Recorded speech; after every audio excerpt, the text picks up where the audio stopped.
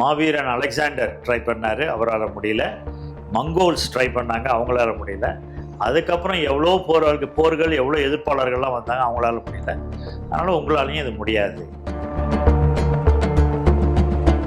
இந்த ஒரு ஸ்டேட்மெண்ட் வந்து அவ்வளோ போர்க்குற்றன்றீங்க. ஏன்னா ஒரு அழித்து விடுவேன் அப்படின்னு சொல்கிறதெல்லாம் பெரிய தாக்குதல் நடக்குது அப்படின்னா பதுங்குகுழிகளை போவாங்க. அவங்க ஒரு தற்காத்துக்கு தான் நினைப்பாங்க. ஆனால் எல்லாருமே வெளியில் வர்றாங்க. அது என்ன மனநிலை, அவங்களுடைய என்ன துணிச்சல்? அது வேறறுக்கப்படுகிறார்கள், அழிக்கப்படுகிறார்கள். 15 நாள் இந்த போர் நிறுத்தம் சொல்லியிருக்காங்க. இந்த போர் நிறுத்தம்ன்றது வேற எதுக்கான ஒரு சூழ்ச்சியா இருக்கலாமா? அதாவது இந்த போரினுடைய போக்கை நம்ம பார்த்தோம்னாலே இஸ்ரேலோட உறவு வச்சுக்கவே இல்லை. இது வரைக்கும் அவங்களுக்கு ராஜ்ய உறவுகள் என்பது டிப்ளமேட்டிக் ரிலேஷன்ஷிப்பே கிடையாது. பாகிஸ்தானில் இருக்கிற ஃபீல்டு மார்ஷல் அசீம் முனீர், அவர் மேலே அவருக்கு ஒரு தனிப்பட்ட ஒரு அன்பு, ஒரு இது இருந்துச்சு.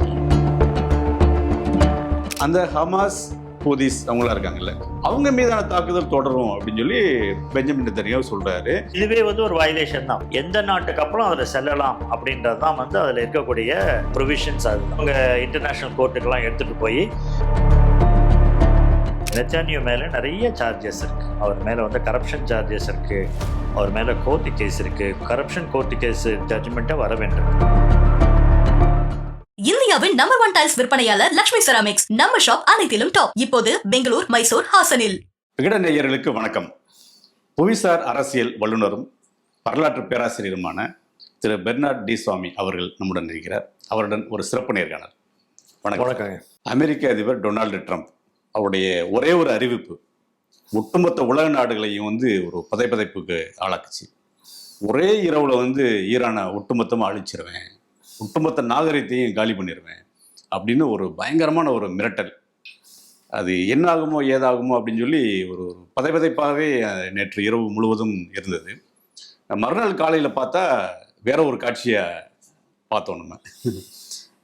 இந்த மிரட்டலுக்கு பின்னாடி என்ன இருந்தது, ஏன் அப்படி ஒரு பின்வாங்கினாரு அப்படின்ற பின்னாடி நிறைய செய்திகள் இருக்கு. எல்லாரையுமே ரொம்ப பயங்கர அச்சத்திற்கு ஆளாக்கின ஒரு ஸ்டேட்மெண்ட்டாக தான் அது இருந்துச்சு. ஒரு உலக நாடுகளில் முக்கியமான நாடாக இருக்கக்கூடிய அமெரிக்காவினுடைய ஒரு அதிபராக இருந்து கொண்டு இந்த மாதிரி ஒரு வார்த்தையை, இந்த மாதிரி ஒரு ஸ்டேட்மெண்ட்டை அவர் கொடுக்கறதுன்றது ஒரு பயத்தை ஏற்படுத்திச்சு, ஒரு ஆச்சரியத்தை ஏற்படுத்திச்சு. அதே சமயத்தில் அவருடைய பேசியிருக்க வேண்டாம் அப்படின்ற அந்த ஒரு கண்டன குரல்களும் மிக அதிகமாக ஒலிக்க ஆரம்பித்தன. அவங்களுடைய நாட்டிலேயே எல்லாரும் சொன்னாங்க. அவருடைய எதிர்கட்சியான ஜனநாயக கட்சியை சேர்ந்தவங்க நிறைய பேர் அப்படி பேசியிருக்கக்கூடாதுன்னாங்க. அவருடைய கட்சியை சேர்ந்தவர்களுமே சொன்னாங்க அவருடைய பேசியிருக்கக்கூடாது அப்படின்றது. அதனால் இந்த மாதிரி பேசுவது என்பது ஒரு அதிபர் பேசுவது என்பது ஒரு போர் குற்றத்தை அவர் புரிந்ததற்கான எல்லா நடவடிக்கைகளையும் அவர் மேலே எடுக்கலாம். அந்த அளவுக்கு அந்த பேச்சுன்றது ஒரு டைரக்ட் வார் கிரைம்ஸை கான்ஸ்டிடியூட் வார் கிரைம்ஸ். இந்த ஒரு ஸ்டேட்மெண்ட் அவ்வளவு போர்க்குற்றன்றீங்க. ஏன்னா ஒரு அழித்து விடுவேன் அப்படின்னு சொல்கிறதெல்லாம் ஒரு அதிபர் நேராக ஒரு நாட்டை பார்த்து நான் இதெல்லாம் தான் இன்னைக்கு போர்க்குற்றங்களுக்கு காரணமான காரணிகள்.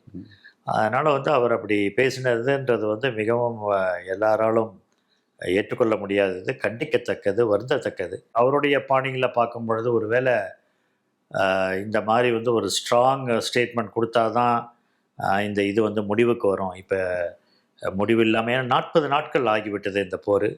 உக்கிரமாக போய்கொண்டிருக்கின்றது. ஆர்மோஸ் ஜலசந்தியில் எந்த கப்பலும் வர முடியவில்லை. அந்த மாதிரியான ஒரு நிலை நீடிக்கின்ற காரணத்தினால ஆனால் அவர் பேசுனதுக்கு அவங்க ஒரு பதில் ஒன்று கொடுத்துருக்காங்க. அந்த பதில் ரொம்ப சிறப்பாக இருந்துச்சு. அவர் சொன்னார், நான் உலகத்தினுடைய மிகப்பெரிய நாகரிகத்தை நான் ஒழித்து விடுவேன் அப்படின்னாரு. அவங்க சொன்னாங்க, எங்களுடைய நாகரிகத்தை ஒழிப்பதற்கு மாவீரன் அலெக்சாண்டர் ட்ரை பண்ணார், அவரால் முடியல. மங்கோல்ஸ் ட்ரை பண்ணாங்க, அவங்களால முடியல. அதுக்கப்புறம் எவ்வளோ போர்கள் எவ்வளோ எதிர்ப்பாளர்கள்லாம் வந்தாங்க, அவங்களால முடியல. அதனால் உங்களாலையும் இது முடியாது அப்படின்னு சொல்லிட்டு இதற்கு ஒரு சிறப்பான ஒரு பதிலை கொடுத்து கொண்டு ஈரான் முடித்து கொண்டு விட்டது. ட்ரம்போட அந்த ஒரு மிரட்டல் வந்த அடுத்த நிமிஷமே ஈரானுடைய ஒட்டுமொத்த மக்களும் வீதிக்கு வந்துட்டாங்க. அந்த வயதானவர்கள், பெண்கள், குழந்தைகள்லாம் அவங்களுடைய கொடிகளை ஏந்தி அந்த வீதியில் நின்னது இருக்குல்ல, அவங்க முகத்தில் ஒரு சின்ன அச்சம் கூட பார்க்க முடியல. சர்வசாதாரண அந்த கோஷங்களை போடுறாங்க. இந்த அவங்களுடைய பாலத்தை பாதுகாக்கிற இந்த பாலம், அந்த மின் நிலையம், மின் அந்த நிறுவனம், அதை சுற்றி இன்னும் ஒரு ஹியூமன் செயின், ஒரு மனித சங்கிலியா வந்து அமைச்சு அந்த மாதிரி ஒரு வீதியை வந்து இறங்குனாங்க. அது எப்படி இருந்தது உங்களுக்கு? அது ஏன்னா அவருடைய பயமுறுத்தல் எப்படி இருந்துச்சுன்னா, கடைசி ஒரு வாரமாக எப்படி இருந்துச்சுன்னா, உங்களுடைய பிரிட்ஜஸ் எல்லாத்தையும் நாங்கள் தகர்த்துருவோம், உங்களுடைய பவர் பிளான்ஸ் எல்லாம் நாங்கள் தகர்த்துருவோம் அப்படின்னாங்க. அதோட இஸ்ரேலும் சேர்ந்து அவங்களுடைய இவங்கெல்லாம் ரயில்வேஸ் எல்லாம் தாக்க ஆரம்பித்தாங்க. அப்படி இருக்கப்போ தான் நேற்று இந்த ஒரு இது வந்த உடனே மக்களுக்கு ஒரு பயம் என்னன்னா, ஒரு மாதிரி 2ஆம் உலகப் போரில் ஏற்பட்ட மாதிரி, எப்போது 2ஆம் உலகப் போர் நெருங்கி முடிந்து கொண்டிருக்கிற வேளையில் தான் அந்த ஜப்பான் மேலே, ஹிரோஷிமா மேலேயும் நாகசாக்கி மேலேயும் அந்த அணுகுண்டுகள் வீசப்பட்டன. ஒரு மாதிரி அந்த மாதிரி ஒரு த்ரெட் இருக்கிறதா first time after the second world war, 2ஆம் உலகப் போருக்கு அப்புறம் அந்த மாதிரி ஒரு பயத்தை நிறைய அனலிஸ்ட் சொல்கிறாங்க. இந்த மாதிரி ஒரு பயத்தை அவர் ஏற்படுத்தின மாதிரி தோணுச்சு. ஒரு மாதிரி நியூக்ளியர் வெப்பனை யூஸ் பண்ணுறதுனால தான் அந்த நாகரிகத்தையே அழித்து விடுவோம் என்கின்ற அந்த ஒரு வார்த்தையை அவர் உபயோகித்தாரா, எதை வைத்து கொண்டு அழிப்பது அப்படின்னு சொன்னால் இந்த மாதிரியான நியூக்ளியர் வெப்பன்ஸை வைத்து கொண்டு தான், அந்த மாதிரியான ஒரு பயம் ஒன்று இருந்தது. அதனால்தான் வந்து மக்கள் எல்லாருமே திரண்டு வெளியே வந்தது, மனித சங்கிலி அமைத்தது. நாங்கள் எல்லோரும் ஒன்றுபட்டு இருக்கின்றோம், நீங்கள் எங்களை கொள்ளுங்கள், அதுக்கப்புறம் நீங்கள் வேறு எதை வேணாலும் நீங்கள் இதை எடுத்துக்கலாம், பவர் பிளான்ஸோ பிரிட்ஜஸோ எங்களை தாண்டி தானே நீங்கள் அதை அழிக்க முடியும், எங்களை ஃபஸ்ட்டு அழித்து விடுங்கள், அப்புறம் அவங்கள அழிங்கன்ற மாதிரி ஒரு முக்கியமான ஒரு செய்தியை அவர்கள் வந்து சொன்னார். இப்போ வந்து ஒரு குண்டு போட போகிறாங்க, ஒரு பெரிய தாக்குதல் நடக்குது அப்படின்னா பதில் கூலிகளை போவாங்க. அவங்க வந்து ஒரு தற்காத்துக்கு தான் நினைப்பாங்க. ஆனால் எல்லாருமே வெளியில் வர்றாங்க. அது என்ன மனநிலை, அவங்களுடைய என்ன துணிச்சல் அது அவங்களுக்கு? அதாவது இந்த போர் ஆரம்பித்தப்பயே அவங்களுடைய உச்ச தலைவர் கொல்லப்படுகிறார். February 28 அது நடக்குது. அதுக்கப்புறமே வந்து அவங்களுக்கு வந்து லீடர்ஷிப் போனதுலேருந்தே அதுக்கப்புறம் தொடர்ந்து அவங்களுடைய தலைவர்கள் எல்லாரும் தாக்கப்படுகிறார்கள், வேறறுக்கப்படுகிறார்கள், அழிக்கப்படுகிறார்கள். அப்படி இருக்கிறப்ப அவங்களுக்கு வந்து இனிமேப்பட்டு வந்து உயிரில் வந்து துச்சமாக மதித்து நாங்கள் எதற்கும் தயாராக இருக்கிறோம், இந்த போருக்கு வந்து ஒரு முடிவு வேண்டும் என்று அவங்க கேட்கவே இல்லை. இந்த போர் ஆரம்பித்ததிலிருந்து முடிவு கொண்டு வர வேண்டும் என்று அமெரிக்கா தான் சொல்லி கொண்டிருந்ததை ஒழிய ஈரான் ஒரு நாளும் இந்த போர் ஆரம்பித்ததுலேருந்து இதை முடிவுக்கு கொண்டு வர வேண்டிய வார்த்தையை அவர்கள் சொல்லவே இல்லை. ஏன்னா அவங்கள பொறுத்த வரைக்கும் இந்த போர் வந்து அவங்க மேலே திணிக்கப்பட்ட போர், இது ஒரு கடைசி போராக அவர் எடுத்துக்கொண்டார்கள். ஒன்று, நம்ம வந்து இந்த உலகத்தில் வந்து மதிப்போடு மரியாதையோடு டிக்னிட்டியோடு நம்ம எப்படி வாழணும், அதற்கான ஒரு இதை நம்ம வந்து ஏற்படுத்தி கொண்டால்தான் இந்த போர் முடியும் என்பதில் அவர்கள் தெளிவாக இருந்தார். 15 நாள் இந்த போர் நிறுத்தம் சொல்லியிருக்காங்க. இந்த போர் நிறுத்தம்ன்றது வந்து வேற எதுக்கான ஒரு சூழ்ச்சியா இருக்கலாமா, இல்லை இதுக்கு என்ன ஒரு காரணமா இருக்கும்னு நினைக்கிறீங்க? இது வந்து அதாவது இந்த போரினுடைய போக்கை நம்ம பார்த்தோம்னாலே February 28 ஆரம்பித்ததுலேருந்து அவங்களுடைய எதிர்பார்ப்புகள் எதுவுமே வந்து ஈரானில் வந்து அவங்க அச்சீவ் பண்ண மாதிரி தெரியல. லீடர்ஷிப்பு ஒன்று, இன்னொன்று ஆட்சி மாற்றம் அப்படின்னாங்க. அந்த ஆட்சி மாற்றம்லாம் வரத்திற்கான எந்த விதமான ஒரு அறிகுறியும் இல்லை. ஆனால் வந்து திரும்ப ஈரான் வந்து திரும்ப தாக்காது, அல்லது வந்து திரும்பி தாக்கினாலும் இந்த அளவுக்கு தாக்குமா என்கின்ற அவங்க வந்து எதிர்பார்க்கல. அதனால் ஈரானுடைய திரும்ப தாக்குதல் வந்து அது மற்ற வளைகுடா நாடுகள் மேலாம் தாக்கப்பட்டது, இஸ்ரேலை தாக்கினது, மற்ற எல்லாத்தையும் தாக்கினது எல்லாமே இந்த போரை முடிவுக்கு கொண்டு வர வேண்டும் என்பது. இன்னொன்று, அந்த ஓர்மஸ் ஜலசந்தியில் வந்து கப்பல்கள் எதையுமே அவங்க விடுவலை.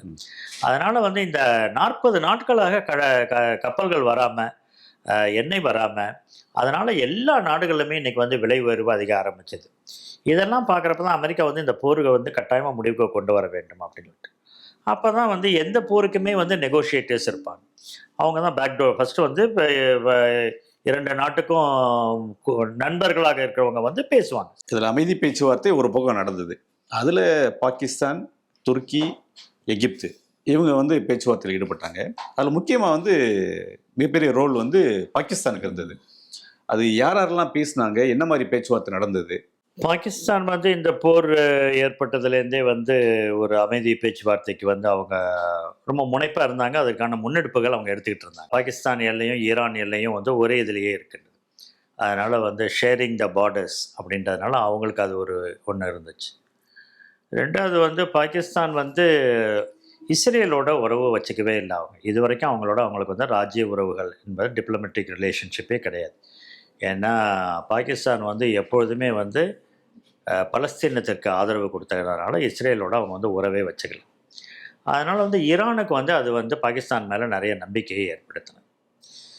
இன்னொன்று வந்து கடைசி ட்ரம்ப் வந்து இதாக வந்த காலத்துலேருந்து, அதிபராக வந்த காலத்துலேருந்து பாகிஸ்தானில் இருக்கிற ஃபீல்டு மார்ஷல் அசீம் முனீர் அவர் மேலே அவருக்கு வந்து ஒரு தனிப்பட்ட ஒரு அன்பு, ஒரு இது இருந்துச்சு. அவர் எவ்வளோ தூரத்துக்கு அவருடைய பத்திரிகை இதெல்லாம் என்ன சொல்கிறாருன்னா, அசீம் முனீர் வந்து ஈரானை பற்றி தெரிஞ்சு வச்சிருக்கிற மாதிரி யாரும் ஈரானை தெரிஞ்சு வச்சிருக்க முடியாது. அவருடைய நாலேஜ் ஆன் ஈரான் வந்து எக்ஸெப்ஷனல், ரொம்ப அதிகமாக. அவர்கிட்ட தான் ஈரானை பற்றி தெரிஞ்சுக்கணும், அவர்கிட்ட கேட்கணும் அப்படின்ற மாதிரி ஒரு இது பண்ணி சொல்கிறார். அதனால் அசீம் முனீரோடு அவருக்கு வந்து ஒரு நல்ல உறவு இருந்த காரணத்தினால இவங்க வந்து ஈரானுக்கு வந்து, அமெரிக்காவுக்கும் வந்து பாகிஸ்தான் மேலே ஒரு, ஏன்னா அசீம் முனீர் இருக்கிறாரு, ஈரானை பற்றி நல்லா தெரிஞ்சவர், அமெரிக்கா டிஃபென்ஸ் எஸ்டாப்ளிஷ்மெண்ட் பற்றியும் தெரிஞ்சவர், ஈரான் டிஃபென்ஸ் எஸ்டாப்ளிஷ்மெண்ட்டை பற்றியும் தெரிஞ்சவர். அதுக்கப்புறம் வந்து இவங்க எல்லாருக்கும் வந்து ஒரு மைய புள்ளியாக இருந்தவர் வந்து அப்பாஸ் அரகாச்சி, அவங்க ஃபாரின் மினிஸ்டர். ஈரான் வெளியுறவுத்துறை அமைச்சர் அப்பாஸ் அரகாச்சி. அதனால் இவங்க எல்லாம் சேர்ந்ததுனால தான் பாகிஸ்தான் மேலே அந்த ஒரு நம்பிக்கை வந்துச்சு. பாகிஸ்தானும் முதல்ல வந்து இதை ஒரு பெரிய இதாக அவங்க எடுக்கலை. இன்னொன்று அவங்களுக்குமே வந்து இந்த போர் முடிவுக்கு வர வேண்டும் என்பது கட்டாயமாக இருந்தது. ஒன்று எல்லை இருக்கின்றது, ரெண்டாவது வந்து அவங்களும் வந்து எல்லா எண்ணெயும் வந்து ஹார்மஸ் வழியாக தான் வந்தாகணும். ஹார்மஸ் மூடினதுனால பாகிஸ்தானுக்கு வர வேண்டிய எண்ணெயும் இந்த போர் முடிவுக்கு வரணும்னு பாகிஸ்தான் விரும்புச்சு. ஆமாம், கட்டாயம் விரும்புச்சு. ஏன்னா அவங்களுக்குமே நாட்டில் வந்து பெட்ரோல் விலை ஜாஸ்தி ஆகிடுச்சு. பாகிஸ்தான் இப்போ தான் ஐஎம்எஃப்ட லோன் வாங்கினாங்க. ஃபைனான்ஸை பொறுத்த வரைக்கும், நிதியை பொறுத்த வரைக்கும் மிகப்பெரிய நிதி நெருக்கடியில் உள்ள கடுமையான பொருளாதார நெருக்கடியில் பாகிஸ்தான் இருக்கு. இன்னொன்று வந்து அலி கொமேனியை அவங்க 28ஆம் தேதி அன்னைக்கு அவங்க கொன்னுட்டப்ப மிகப்பெரிய போராட்டம் பாகிஸ்தானில் தான் வெடிச்சது. அதனால் வந்து அவங்க என்ன நினைச்சாங்கன்னா, பாகிஸ்தான் கையை விட்டு, இந்த போரினால் பாகிஸ்தான் கையை விட்டு போயிடும், ஆட்சியாளர்களுக்கு ஆபத்து, ஷபாஸுக்குமே இது வந்து ஆபத்து. ஏன்னா வந்து இப்போ கையை விட்டு போயிடுச்சுன்னு சொன்ன இந்த போராட்டம், அந்த ஒரு காரணமும் பாகிஸ்தானுக்கு இருந்துச்சு. டொமஸ்டிக் கம்பல்ஷன்ஸும் இருந்துச்சு. அதே சமயத்தில் இந்த ரெண்டு நாடுகளும், அமெரிக்காவும் ஈரானும் வந்து பாகிஸ்தானை வந்து நம்பினாங்க. யாரோட சேர்ந்து நம்பினாங்கன்னா துருக்கி, எகிப்து, சவுதி அரேபியா. அதனால தான் மார்ச் 29ஆம் தேதி அன்னைக்கு ஃபாரின் மினிஸ்டர்ஸ் 3 பேரையும் கூப்பிட்டு பாகிஸ்தான் பேச்சுவார்த்தை நடத்துனது. அதே போல் நேற்று இந்த பேச்சுவார்த்தைகள்லாம் நடந்துட்டு இருக்கிறப்ப அந்த 2 ஃபாரின் மினிஸ்டர்ஸும், எகிப்திய ஃபாரின் மினிஸ்டரும் துருக்கி ஃபாரின் மினிஸ்டரும் இதில் இருந்துக்கிட்டே இருந்தாங்க. இந்த பேச்சுவார்த்தை முழுவதிலையும் பங்கெடுத்தவங்க அவங்க 2. இதில் அமெரிக்கா தரப்பில் வந்து துணை அதிபர் ஜேடி வான்ஸ் இதுல வந்து தலையிட்டாரு. இந்த பேச்சுவார்த்தையில் ஈடுபட்டது அவர் தான். இதுல ஒரு நல்ல விஷயம், ஏன்னா அவர் தலையிட்டது. ஏன்னா அவர் வந்து இந்த போரை விரும்பல. எந்த அளவுக்கு வந்து ட்ரம்ப் இதை வெறித்தனமா வந்து தாக்குதல் நடத்தினாரோ அதுக்கு எதிராக வந்து ஜேடி வான்ஸ் இருந்தாரு. அது இந்த ஒரு செட்டில்மெண்ட் வர்றதுக்கு ஒரு உதவி முக்கியமா. ஏன்னா ஜேடி வான்ஸும் ரூபியோவும் முதல்லேருந்தே ட்ரம்ப்கிட்ட சொல்லிக்கிட்டே இருந்தாங்க, நீங்க வந்து ஒரு மாதிரி வந்து அமெரிக்கா தப்பு பண்ணிட்டது அப்படின்றத அவங்க 2 பேரும் எடுத்து சொல்லிக்கிட்டே இருந்தாங்க. இருந்தாலும் நம்ம போருக்கு போயிட்டோம், போர்லேருந்து வெளியே வரணும். ரெண்டாவது வந்து இஸ்ரேல் கொடுத்த அழுத்தத்தினால தான் நம்ம போருக்கு போனதுன்றதையும் ரொம்ப தெளிவாக எடுத்து சொன்னது வான்ஸும் ரூபியோவும் தான். இப்போ ஹங்கேரியில் எலெக்ஷன் நடந்துட்டுருக்கு. அங்கே வந்து அவரை வந்து திருப்பியும் எலெக்ட் பண்ணணும் அப்படின்றதுக்காக இவர் வந்து அங்கே போயிருக்கார். வான்ஸ் அங்கே போயிருக்கார். இப்போ ஹங்கேரியில் தான் இருக்கார். அவர் ஹங்கேரியிலேருந்து தான் நேற்று ஃபோனில் பேசி இவங்களோட இருந்துகிட்டே இருந்தார். அமெரிக்காலேருந்து 2 பேர் இந்த போர் முடிவுக்கு வர்றதுக்கான, போர் நிறுத்தத்துக்காக காரணம். ஒன்று ஜேடி வான்ஸு, இன்னொன்று ஸ்டீவ் விட்காஃப் அப்படின்னு சொல்லிடுவாங்க. அவர் தான் வந்து பிரசிடென்ட்டோடைய ஸ்பெஷல் ரெப்ரசன்டேட்டிவ் டு வெஸ்ட் ஏஷியாவுக்கு. அதனால ஸ்டீவ் விட்காஃபும் ஜேடி வான்ஸும் தான் இவங்க 2 பேரோடையும், foreign minister of Iran Abbas அரகாச்சியோடையும் பாகிஸ்தான் இவங்களோடையும் பேசி தான் இந்த போர் நிறுத்தத்தை இப்போ கொண்டு வந்திருக்காங்க. பாகிஸ்தான் வந்து ரொம்ப ஒரு கெட்ட பேர் எடுத்த ஒரு காலகட்டம் அது வந்து.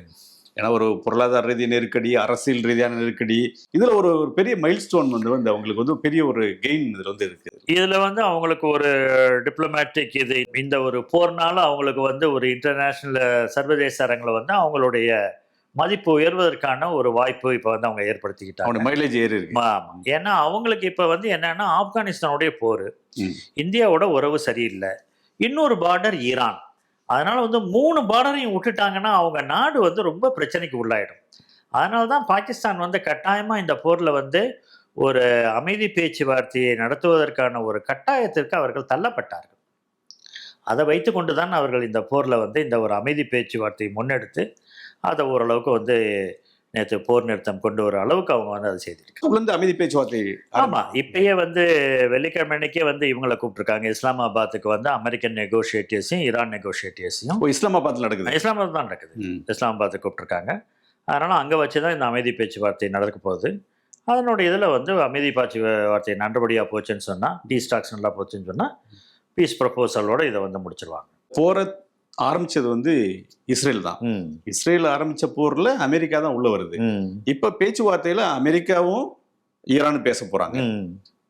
இதுல இஸ்ரேல் தனித்து விடப்படுது. ஆனா ட்ரம்ப் வந்து பேசியிருக்காரு, பெஞ்சமின் நெத்தன்யாஹூ கூட பேசியிருக்காரு. அவங்கள நாங்க போர் நிறுத்தத்துக்கு ஒத்துக்கிறோம் அப்படின்னு சொல்லி அவர் அறிவிச்சிருக்காங்க. அதே நேரத்துல அந்த ஹமாஸ் ஹூதிஸ் அவங்களா இருக்காங்கல்ல, அவங்க மீதான தாக்குதல் தொடரும் அப்படின்னு சொல்லி பெஞ்சமின் நெத்தன்யாஹூ சொல்றாரு. லெபனான் மீதான தாக்குதலும் தொடருது. இது எப்படி அமைதி பேச்சு எப்படி செட்டில் ஆகும்? அது 10 அம்சங்கள் அடங்கிய இந்த ஒரு போர் நிறுத்தத்தை நம்ம பார்த்தோம்னு சொன்னால் அதில் வந்து அவங்க அதை கேட்டிருக்கிறாங்க. என்ன கேட்டிருக்காங்கன்னா, ஈரான் தாக்கப்படுவது மட்டுமல்ல, ஈரானுடைய நண்பர்கள் அந்த நாடுகளும் தாக்கப்படக்கூடாது, அவருடைய நட்பு நாடுகளும் தாக்கப்படக்கூடாதுன்னு சொல்லி அதில் அவங்க லெபனான் ஹிஸ்புல்லாவை சொல்லியிருக்கிறாங்க. ஹவுதீஸை ஏன்னா ஹவுதீஸோட இப்போ இல்லாதனால அதை சொல்லலை, லெபனானை சொல்லியிருக்காங்க. நெத்தன்யாஹூ என்ன சொல்லிட்டாரு, இது வந்து போர் நிறுத்தம் வந்து ஈரானில் வர்றது உறுதி, அதுக்கு நாங்கள் வந்து எங்களுடைய பங்களிப்பை கொடுக்குறோம், அதை ஏற்றுக்கொள்கிறோம். ஆனால் ஹெஸ்புல்லா இது மேலே வந்து லெபனான் மேலே இருக்கிறது வந்து தொடரும் அப்படின்னு சொல்லிட்டு சொல்லியிருக்காரு. அதனால் இதுவே வந்து ஒரு வயலேஷன் தான். ஃபஸ்ட்டு மீறலே வந்து இந்த மீறல் தான். அதே போல் இப்போ வந்து இஸ்ரேல் என்ன ஃபீல் பண்ணுறாங்கன்னா, அவங்க தனித்து விடப்பட்ட மாதிரி யோசிக்கிறாங்க. இந்த போர் ஆரம்பித்தப்போ அவங்களுக்கு இருந்த ஒரு வீரியம், ஒரு இது இப்போ வந்து அது குறைக்கப்பட்டு விட்டது. அமெரிக்கா கூட தங்களை வந்து ஒரு பெரிய ஒரு இதாக எடுத்துக்கல. இந்த ஒரு அமைதி பேச்சுவார்த்தை, நெகோசியேஷன்ஸ் இது எல்லாத்துலேயுமே தங்களை வந்து ஒரு பெருசாக எடுத்துக்கொள்ளவில்லை என்பது தெரிகின்றது. இது தொடர்ந்து தான் நம்ம பார்க்கணும். இனிமேப்பட்டு இஸ்ரேல் இதை எப்படி புரிந்துகிட்டு இதை எப்படி எடுத்துகிட்டு போக போகிறாங்க அப்படின்னு சொல்லி. இந்த ஹோர்மோஸ் நீரிணையை திறக்கணும் அப்படிங்கிறது வந்து ட்ரம்ப் வந்து ரொம்ப வலியுறுத்தின ஒரு கோரிக்கை இது வந்து. ஆனால் அது வந்து இந்த டோல்கேட் மாதிரி அந்த வரி வசூல் பண்ணுறது, அங்கே அந்த வழியாக செல்கிற கப்பல்கிட்ட வந்து கட்டணம் வசூலிக்கிறது அப்படின்ற ஒரு முடிவு எடுத்துட்டாங்க. இதை அமெரிக்கா எந்த அளவுக்கு ஒத்துக்கும், அது எந்த அளவுக்கு செட்டில் ஆகும்? இந்த ஹோர்மூஸ் நீரிணையை திறக்க வேண்டும் என்பது தான் 1 பாயிண்ட் அஜெண்டா ஆஃப் அமெரிக்கா. அமெரிக்காவுக்கு வந்து இந்த போரில் அவங்களுக்கு தேவைப்பட்டது எல்லாமே அதுதான். ஏன்னா ஆரம்பத்தில் இது கிடையாது. ஆரம்பத்தில் அது கிடையாது. ஏன்னா போர் ஆரம்பித்தவொடனே அதை மூடினதுக்கு அப்புறம் தான் அவங்களுக்கு வந்து பெரிய அளவில் வந்து பாதிப்பு ஏற்பட்டுச்சு. எல்லா நாடுகளும் அமெரிக்காவுக்கு எதிராக போனது வந்து ஹோர்மூஸ் மூடப்பட்டதுனால கப்பல் வரல, அதனால் எரிபொருள் வரல, அதனால் விலையேற்றம், இது எல்லா நாடுகளையும் தொட ஆரம்பித்தது. அரபு நாடுகள் தாக்கப்பட்டன. இதெல்லாம் தான் வந்து அமெரிக்காவை வந்து ரொம்ப கம்பல் பண்ணிச்சு ஈரானோட கட்டாயமாக வந்து அமைதி பேச்சுவார்த்தைக்கு போகணும் அப்படின்னு சொல்லிட்டு. அப்போ ஹோர்மூஸ் இதை வந்து இன்றைக்கி வந்து திறந்தாகும். அவர் நடுவில் என்ன நினைச்சாருன்னா, நேட்டோவை வச்சுக்கிட்டு இதை திறக்கலாம் அப்படின்னு சொல்லிட்டு பார்த்தார். ஆனால் அவருக்கு வந்து நேட்டோவோட உதவி வந்து ஒன்றுமே கிடைக்கல, எந்த ஐரோப்பிய நாடும் அவரோட வரல. அதனால் ஹோர்மூஸ் நீரிணையை வந்து அவங்களால திறக்கவே முடியல. அதனால் 1 பாயிண்ட் அஜெண்டாவாக அவர் இது தான் வச்சார். ரொம்ப மோசமாக தாக்கப்படுறதுக்கு என்ன காரணம்னா, ஈரானுடைய அந்த பவர் பிளான்ஸை, பிரிட்ஜஸ்லாம் நாங்கள் அடைக்கணுன்றதுக்கு ஹோர்மூஸை நீங்கள் ஓப்பன் பண்ணணும் அப்படின்றதான் அவருடைய குறிக்கோளாக இருந்துச்சு. இந்த 10 அம்ச கோரிக்கைகளை வந்து அவங்க என்ன சொல்லியிருக்காங்கன்னா, இது வந்து எங்களால் தான் கண்காணிக்கப்படும், ஈரானால் தான் கண்காணிக்கப்படும், ஈரானுடைய இராணுவத்தினால் தான் கண்காணிக்கப்படும். இவங்க வந்து ஒரு சின்ன ஒரு இதை வந்து வசூலிக்கிறோம் அப்படின்ட்டு இருக்காங்க. அது எப்படின்னா, கப்பலுடைய அளவு, அந்த கப்பல் கொண்டு வருகின்ற சரக்கு, அந்த கப்பல் எவ்வளோ தூரம் பயணிக்கிறது, இதெல்லாம் பொறுத்து தான் அதை வந்து நாங்கள் வாங்குவோன்றாங்க. இந்த ஒரு 20 மில்லியன் போல் அவங்க வாங்கினாங்க அப்படின்ற ஒரு செய்தி வந்து அவங்க இந்த 40 நாளில் சில கப்பல்கள் அனுமதிச்சப்ப இந்த பணத்தை வாங்கிக்கிட்டாங்கன்ற ஒரு குற்றச்சாட்டு எழுந்திருக்கு. ஆனால் அது வந்து ஒரு குற்றச்சாட்டு தான். அது வந்து எவ்வளோ தூரத்துக்கு அவங்க வாங்கினாங்களா இல்லையான்னு நம்மளுக்கு தெரில. ஆனால் இப்போ இவங்க என்ன சொல்லியிருக்காங்கன்னா, இனிமேப்பட்டு நாங்கள் வாங்க போகிற இது வந்து ஒமானும் அதனால தான் இந்த கண்ட்ரி தட் வில் பெனிஃபிட் அப்படின்னு போட்டிருக்காங்க. ஒரு நாடு இதனால் இந்த போரினால் பயன்பட போகிற இன்னொரு நாடு எதுனா ஒமான். ஏன்னா ஒமானையும் இவங்களையும் கடந்து தான் போகணும், ஈரானையும் கடந்து தான் போகணும். அதனால் இவங்க 2 பேருக்குமே இந்த டோல் வந்து இந்த சுங்க வரி வந்து இவங்க 2 பேருக்கும் போகும் அப்படின்றது தான். அந்த சுங்க வரியை வச்சுக்கிட்டு தான் நாங்கள் வந்து புனரமைப்பு, எந்த வாருமே ஆஃப்டர் வார் ரீகன்ஸ்ட்ரக்ஷன் தான் புனரமைப்பு பண்ணாகும். அந்த புனரமைப்புக்கு எங்களுக்கு பணம் தேவைப்படுறதுனால இந்த பணத்தை நாங்கள் வசூலிக்கிறோம். இன்னும் அவங்க முடிவு பண்ணல எவ்வளவு வாங்க போகிறோம் என்னன்றதெல்லாம். ஆனால் இதை மட்டும் சொல்லியிருக்காங்க, கப்பலுடைய அளவு அவங்க எவ்வளோ கொண்டு வராங்க என்பதெல்லாம் பொறுத்து தான் இது நிர்ணயிக்கப்படும். ஏன்னா இந்த போருக்கு முன்னாடி வரைக்கும் இந்த மாதிரி கிடையாது, இந்த மாதிரி கட்டணம் வசூலிக்கிறது கிடையாது. அது எல்லா கப்பல்களும் போயிட்டு தான் இருந்தது. இப்போ கட்டணம் வசூலிக்க போறாங்க அப்படின்னா அதுக்கு ஏதாவது ஆட்சேபனை வருமா? இதுக்கு ஆட்சேபனை கட்டாயமா வரும். இதுக்கு ஆட்சேபனை வந்து அமெரிக்காட்டேருந்தும் வரும். அந்த சரக்குகளை எடுத்துட்டு போற அந்த நாடுகளுமே கொண்டு போவாங்க. இதுக்கு வந்து ஒரு யுனைடெட் நேஷன்ஸுடைய ஒரு கன்வென்ஷன் இருக்கு. அந்த கன்வென்ஷன்ல வந்து இந்த மாதிரியான நீரிணைகள்லாம் வந்து ஓப்பன், எந்த நாட்டு கப்பலும் அதில் செல்லலாம் அப்படின்றது தான் வந்து அதில் இருக்கக்கூடிய ப்ரொவிஷன்ஸ். அதுதான். அதனால வந்து கட்டாயமாக இதை வந்து இவங்க இன்டர்நேஷ்னல் கோர்ட்டுக்கெல்லாம் எடுத்துட்டு போய் இந்த மாதிரி சுங்கம் வாங்குறது அப்படின்றதெல்லாம் இதை வயலேட் பண்ணுது. ஐநாவுடைய இந்த கன்வென்ஷன் சொல்லுது, இந்த மாதிரி சரக்கு கப்பல்கள் இதில் முக்கியமான பொருட்களை கொண்டு போகிற இடத்துக்கெல்லாம் வாங்கக்கூடாதுன்னு சொல்லி தான் இவங்க வாங்குறாங்கன்னு சொல்லிட்டு எடுத்துகிட்டு போவாங்க. ஆனால் அது வந்து பின்னாடி தானே வரப்போகுது. இனிமேப்பட்டு கேஸ் போட்டது எக்ஸாம். ஆனால் அது வரைக்கும் இருக்கிற இதை வந்து நம்ம வாங்கிக்கலாம் அப்படின்னு சொல்லிட்டு தான் இவங்க இப்போதைக்கு இதை முடிவு பண்ணி. ஆனால் ஈரான் தரப்புல இருந்து ஒரு முக்கியமான கோரிக்கையை ஒன்று வச்சாங்க. அந்த போரால் அந்த அழிவுகளுக்கு வந்து இழப்பீடு வேணும் அப்படின்னு சொல்லி சொன்னாங்க. அந்த இழப்பீடு கோரிக்கையை வந்து ஈரான் எப்படி? இழப்பீடு 10ல் இருக்கு. 10 பாயிண்ட்ல ஒன்று வந்து ஈரானுக்கு வந்து இழப்பீடு கொடுக்க வேண்டும் என்று. இதுதான் பேச்சுவார்த்தையில் பேசுவாங்க. எதெல்லாம் இழப்பீடு, அந்த இழப்பீடு என்ன கேட்குறாங்க அவங்க, அதை எவ்வளோ கொடுக்குறாங்க அப்படின்னு. அப்போ வந்து ஈரான் வந்து ஒன்று ப்ரிப்பேர் பண்ணி எங்களுக்கு இழப்பீடு இவ்வளோ வேணும்னுவாங்க. அதை வந்து அமெரிக்கா வந்து எவ்வளோ கொடுக்க முடியும், இல்லை அதை அமெரிக்காவும் இஸ்ரேலும் சேர்ந்து நம்ம வந்து எப்படி ஷேர் பண்ணலாமா, அதை நீங்கள் எவ்வளோ கொடுக்குறீங்க, நான் எவ்வளோ கொடுக்கறது அப்படின்றதெல்லாம் இந்த பேச்சுவார்த்தையில் தான் நம்மளுக்கு முடியும். ஏன்னா இப்போ இஸ்ரேலும் நிறைய ஒரு அழிவை சந்திச்சிருக்கு. ஏன்னா அவங்களும் அதை இப்போ இழப்பீடு கேட்பாங்க. அவங்க கேட்பாங்க, அவங்களும் சொல்லுவாங்க உங்களால் வந்து எங்களுக்கும் பாதிப்பு ஏற்படுத்திருக்குன்னு சொல்லிட்டு. பட் இது உட்காந்து பேசுறப்ப தான் லாஜிக் என்னன்னா, இதுல போர் தொடுத்தது வந்து இஸ்ரேல் தான். அப்ப அவங்களுக்கு அதுக்கான உரிமை வந்து கேட்கறதுக்கான உரிமை இருக்கு. அதுல அவங்க சாதாரணமா வந்து போர் தொடுத்த நாடு வந்து எப்போதுமே வந்து ஒரு இழப்பீடு கேட்காது. இருந்தாலும் வந்து இந்த போரில் அவங்களும் தாக்கப்பட்டு அவங்களோட இடங்களும் இது பண்ணதுனால அவங்களும் சொல்லுவாங்க நாங்களும் பாதிப்புக்கு உள்ளாக்கிறோம் அப்படின்னு சொல்லிட்டு சொல்லுவாங்க. அதனால வந்து 2 நாடுகளுமே எல்லாருமே வந்து ப்ரிப்பேர் பண்ணி அதான் வந்து ஒரு பெரிய லிஸ்ட் ஒன்று போட்டு எடுத்துகிட்டு வருவாங்க. அது நெகோசியேஷனில் எவ்வளோ வருதோ. இப்போ இந்த மறுகட்டமைப்பு இதெல்லாம் பண்ணிடலாம், நீங்கள் ஆரம்பிக்கலாம் அப்படின்னு சொல்லி ட்ரம்ப் இப்போ சொல்லியிருக்காரு. ஆமாம், மறுகட்டமைப்பு ஈரானில்.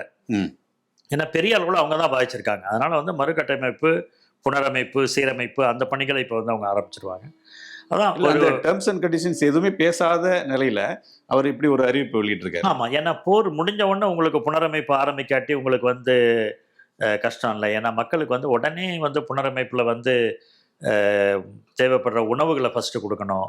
அதுக்கப்புறம் ட்ரை ரேஷன்னுவாங்க. முதல்ல வந்து இந்த உணவுகள்லாம் கொடுக்கறது. 2வது வந்து உணவு பொருட்களை தயார் பண்ணுறதுக்காக அதெல்லாம் கொடுக்கறது, அரிசி பருப்பு இந்த மாதிரி கொடுக்குறது. அப்போ வந்து அவங்க அதை வைத்துக்கொண்டு அவங்க செய்ய ஆரம்பித்து விடுவார்கள்.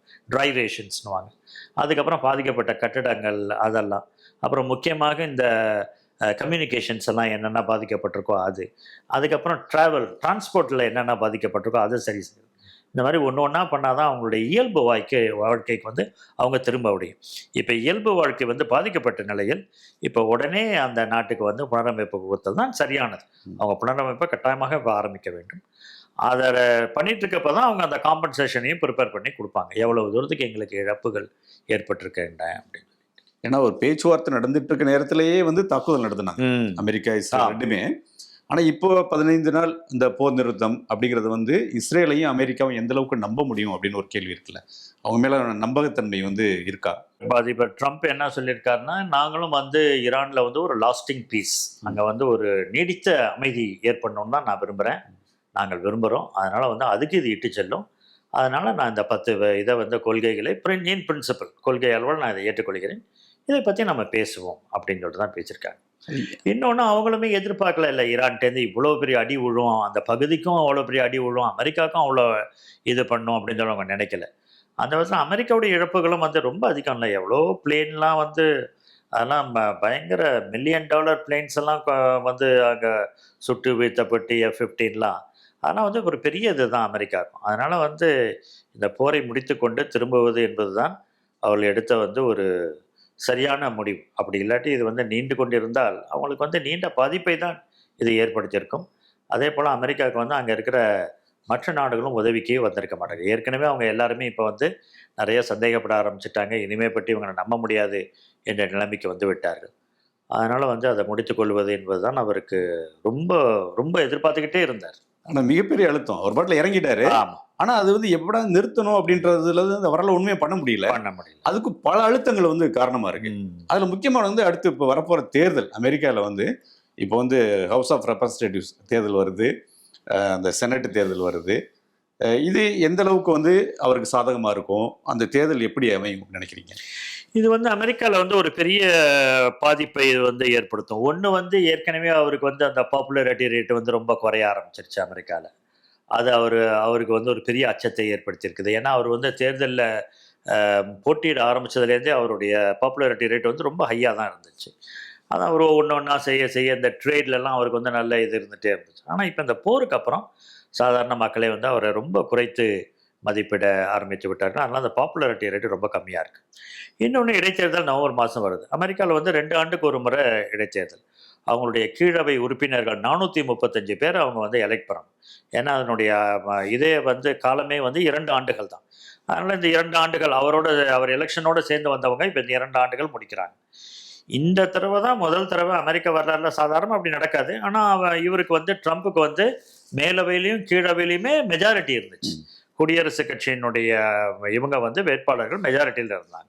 ஆனா, இப்ப இந்த தேர்தல்ல குடியரசுக் கட்சியுடைய வேட்பாளர்கள் மேலவையிலயும், கீழவையிலயும் குறைஞ்சிட்டாங்கன்னு சொன்னா, இவருக்கு அது பிரச்சனை. ஏன்னா, எந்த விதமான சட்டங்களையும் அவர் வந்து கொண்டு வர முடியாது. அந்த சட்டங்களை நிராகரிக்கிறதுக்கு காங்கிரஸ் 2 அவை உறுப்பினர்களுக்கும் உரிமை இருக்கு. அத அவங்க உரிப்பாங்க.